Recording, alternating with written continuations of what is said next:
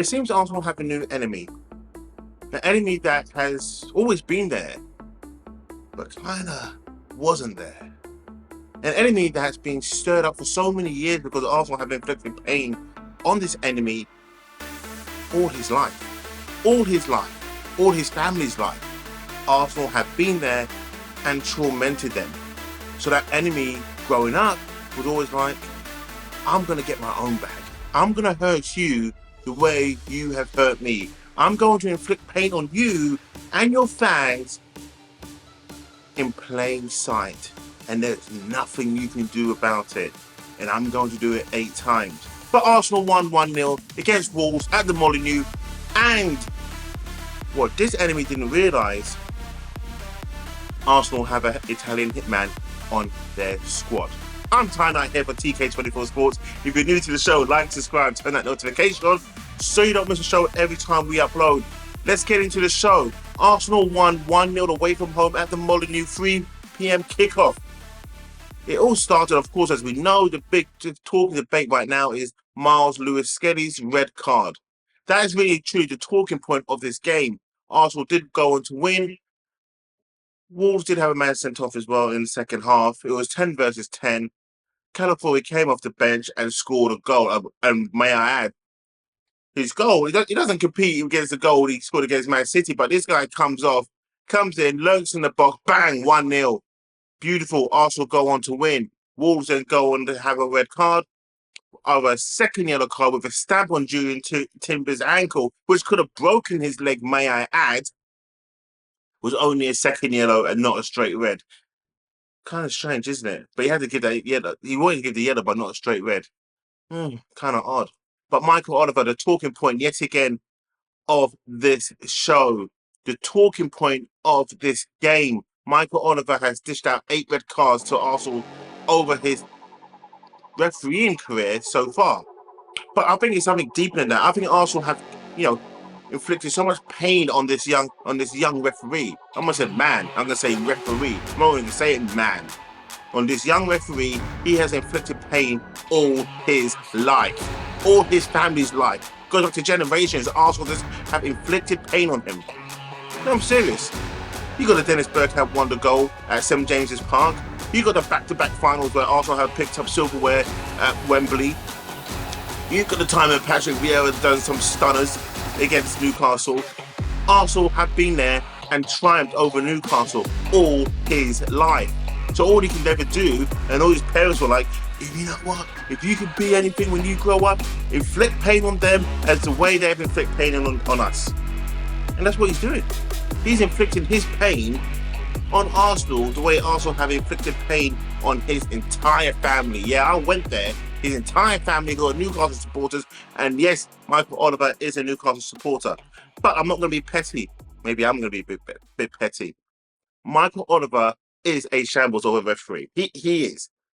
And Arsenal should really, truly protest and say, look, we just don't want this guy refereeing our games anymore because we just feel it's going to be better. They don't have to go too political into it, but the PGMOL should know exactly what they're inciting here. The fact that he can give a straight red card just for tripping someone over is a joke. Now, every game going forward, if someone gets tripped over, we expect to see a red card. But the red cards are not going to be given because they're not going to deem it as serious foul play. And then the fact that the PGMOL came out afterwards and said, oh, yeah, it was deemed, serious foul play, so that's why, it was right to send him off. You know good and well, you see that in every game, every level of a game, even down to kids' football. I'm not even going to say Sunday League. Kids' football, we see that level of play. But why does Michael Oliver really, truly hate Arsenal? I mean, this referee really and truly hates Arsenal. It's like you're trying to derail the situation, but you can't derail the situation because they're still only the 6 points behind Liverpool. They are going to catch Liverpool. Mark my words, they will catch Liverpool. And every time there's a controversy along the way with Arsenal's another red card this season, it just puts a dent. And this time, when Miles Lewis-Skelly got red carded, I said to myself, okay, if Arsenal draw or lose this game, you might as well call it curtains shut. It's done. It's closed. League is gone. I always had a glimmer of hope, and I still do have a glimmer of hope, and maybe I'm one of those few that does. But let me tell you this. Arsenal are on the charge.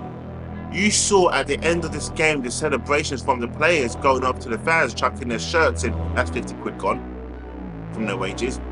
Every time this happens now, this is going to rout Arsenal. I'm going to say this right. Last season, it was the trip to Dubai, right? Eating that steak, Mikel Arteta getting fed. Right? Getting fed.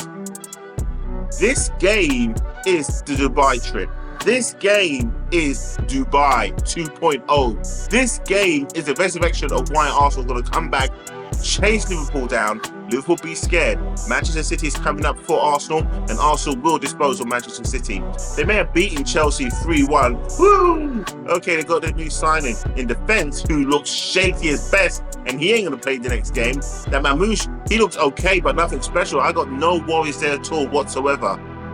But again, what Michael Oliver thought he was going to do to Arsenal, he didn't realise Arsenal have an Italian hitman who they can just bring on, or they can start, but they brought him off the bench and bang, in your face, Michael Oliver, 1-0 to Arsenal. Arsenal go on to win. Keep the passion alive. Keep the Premier League title chance alive again for a third straight season. Arsenal, this is the one. You don't need to go away to Dubai no more. You don't need to go to Abu Dhabi. You don't need to go and have a revitalization because it happened yesterday. It happened on the pitch. Adversity came, and for once, going down to 10 men. Yes, it was 10 versus 10, but Arsenal were victorious, and that is brilliant. But the one thing that wasn't brilliant in that game was the misses from Kai Havertz, the headers, the shots. I mean, look, I'm not here to bash on Kai Havertz because at the end of the day, he's not a forward player. When I say that, when I talk about a natural forward, he played, yes, he all right, Ty, get it right. He's a forward player, but he's not a striker. He plays in the front. He can play on the left, he can play on the right, he can play up front, but he's not a natural goal scorer.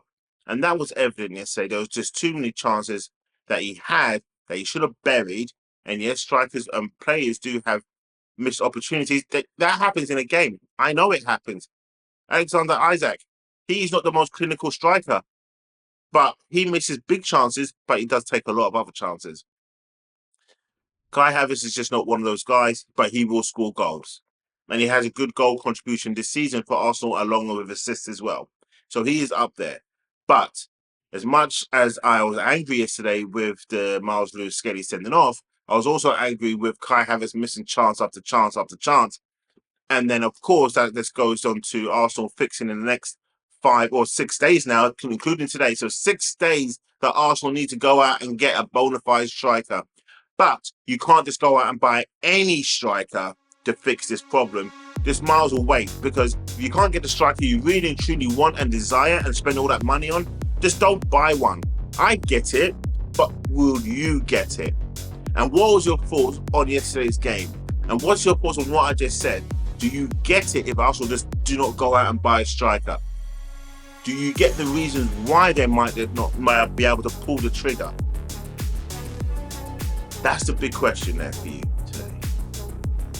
But how do you feel? Waking up, still 6 points behind Liverpool. Is it Arsenal's time? Is this Dubai 2.0 just on the field? Has this just resurrected Arsenal because those players, the coaching staff, Mikel Arteta, who was furious. But now it's me saying, okay, you tried it, but it didn't work. You didn't know I had a hitman on the bench to come on and score a goal, because that's what happened. And hey, Arsenal won 1-0. But look, I'm Ty Knight here for TK24 Sports. If you're new to the show, like, subscribe, turn the notification on. Thanks for watching the whole show. Have a great day.